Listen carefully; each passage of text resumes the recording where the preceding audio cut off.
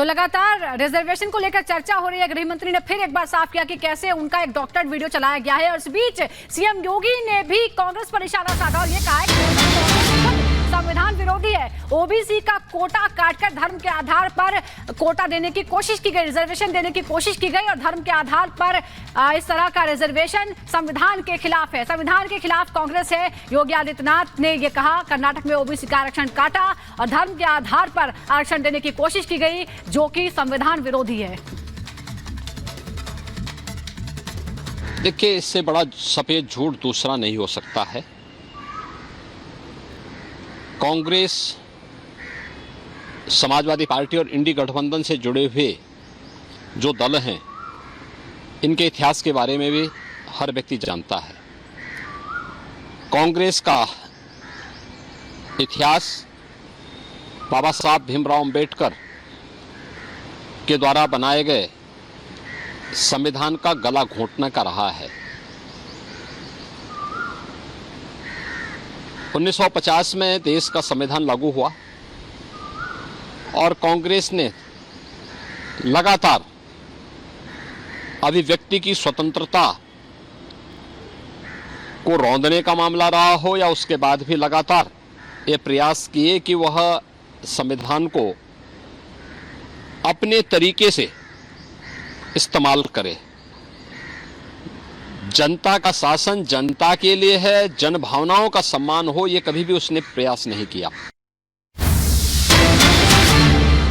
और बड़ी खबर इस वक्त आपको बता दें, आरक्षण संविधान पर राजनाथ सिंह का बयान आया है। विपक्ष की भ्रम फैलाने की साजिश है, ये कहा जा रहा है हमेशा संविधान की रक्षा करेगी बीजेपी।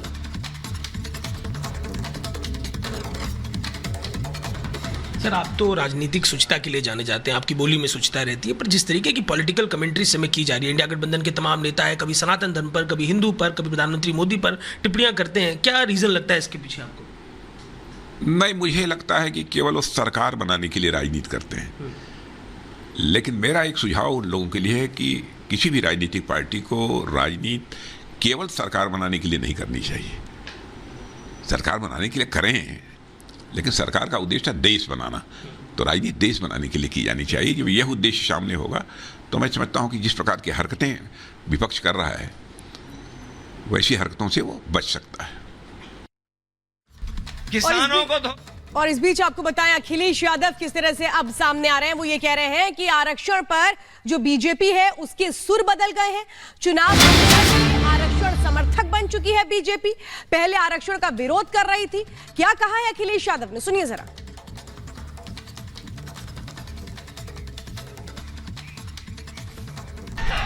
ये जो लोग कह रहे हैं आजकल,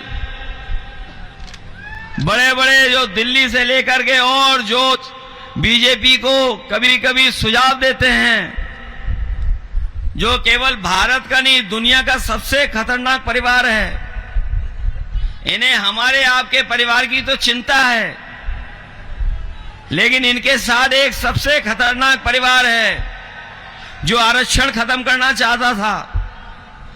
अब वोट चाहिए तो कह रहे कि आरक्षण खत्म नहीं होगा, आरक्षण नहीं खत्म होगा। मैं उनसे पूछना चाहता हूं, ये बताओ, अगर भारत सरकार की बड़ी बड़ी कंपनियां बिक जाएंगी और प्राइवेट हाथों में चली जाएंगी तो आरक्षण कहां मिलेगा? ये जो हवाई जहाज वाले विभाग बेच दिया, एयरपोर्ट बेच दिया, जिसमें लाखों लोगों को नौकरी मिलती थी, बताओ वहां क्या आरक्षण लागू होगा? अगर रेल बिक जाएगी तो क्या वहां आरक्षण होगा? अस्पताल में जो आउटसोर्स में नौकरी आ गई, क्या उसमें आरक्षण होगा? और ये अगर भर्ती से लेकर के और जो कर रहे हैं संविदा और आउटसोर्स पे, उसमें क्या आरक्षण होगा? ये न केवल नौकरी खत्म करना चाहते हैं बल्कि आरक्षण भी खत्म करना चाहते हैं। ये इनकी बड़ी साजिश है, लेकिन हम समाजवादी लोग इनको कामयाब नहीं होने देंगे। और इसी बीच अगली बड़ी खबर आपको बता दें, नई दिल्ली से बीजेपी प्रत्याशी बांसुरी स्वराज अब से थोड़ी देर बाद नामांकन दाखिल करेंगी, लेकिन उससे पहले रोड शो की तैयारी है। बड़ी जानकारी मिल रही है। पहले रोड शो किया जाएगा, उसके बाद नामांकन दाखिल किया जाएगा। नई दिल्ली लोकसभा सीट से बड़ी खबर मिल रही है। अब से थोड़ी देर बाद बांसुरी स्वराज जो है नामांकन दाखिल करेंगी और लगातार चुनावी प्रचार में जुटी हुई हैं, रोड शो कर रही हैं, जनसभाओं को संबोधित कर रही हैं। तस्वीरें आप देख रहे हैं, एक भारी हुजूम भी लोगों का पहुंच रहा है। बांसुरी स्वराज की कटआउट्स लेकर लोग काफी अपना उत्साह दिखा रहे हैं, विश्वास दिखा रहे हैं। लेकिन पहले रोड शो होगा आज और उसके बाद नामांकन दाखिल होगा और कड़ी टक्कर है आम आदमी पार्टी से, कड़ी टक्कर बीजेपी प्रत्याशी बांसुरी स्वराज की। जनता जनार्दन के आशीर्वाद से अभिभूत हूँ और एक विकसित भारत बनाने के लिए प्रतिबद्ध हूँ। ये मोदी जी की गारंटी है, जो सारी गारंटी पूरी होने की गारंटी है।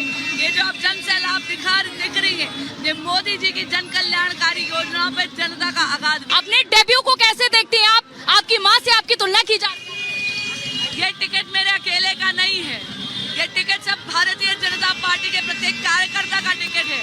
और मैं आपको बताऊं, मैं अकेली नहीं हूँ, मेरी पार्टी और मेरे संगठन की शक्ति मेरे साथ खड़ी है। माँ का आशीर्वाद जरूर है और नरेंद्र मोदी जी का एक दशक का सुशासन, आत्मविश्वास, आत्मगौरव से जो भरा हुआ उन्होंने भारत कराई है, उसका असर। कैसे खुद को एक सफल नेता के तौर पर साबित करेंगे अपनी मां की तरह? मैं नेता बनने आई नहीं हूँ, मैं अपनी आखिरी श्वास तक भारतीय जनता पार्टी की एक कार्यकर्ता हूँ और कार्यकर्ता रहूंगी। जनता के साथ संपर्क में लगी हुई हूँ पिछले 56 दिन से, वही जारी रहेगा। और यदि जनता सेवा का मौका देती है तो उनके बीच में मौजूद रहकर, उनके लिए उपलब्ध रहकर मोदी जी की गारंटी जन जन तक पहुंचाने की गारंटी मैं लेती हूँ। 400 पार के नारे को कैसे देखते हैं आप? अब की बार 400 पार नारा है ही नहीं, संकल्प है और इस संकल्प को सिद्धि तक लेके जाएगी भारत की जनता।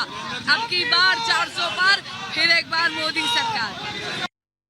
तो बांसुरी स्वराज पहली बार चुनाव लड़ रही हैं और बेहद हाई प्रोफाइल सीट नई दिल्ली सीट से उन्हें मैदान में उतारा गया। हमारे सहयोगी अंजलि हमारे साथ जुड़ गए। अंजलि, आपने उनसे बात भी की है। देखिए, लेगेसी का फायदा भी होता है तो कई बार दबाव भी होता है और बांसुरी स्वराज का नाम सुषमा स्वराज से जुड़ा हुआ है, जो बहुत ही पॉपुलर और कद्दावर नेता रही हैं।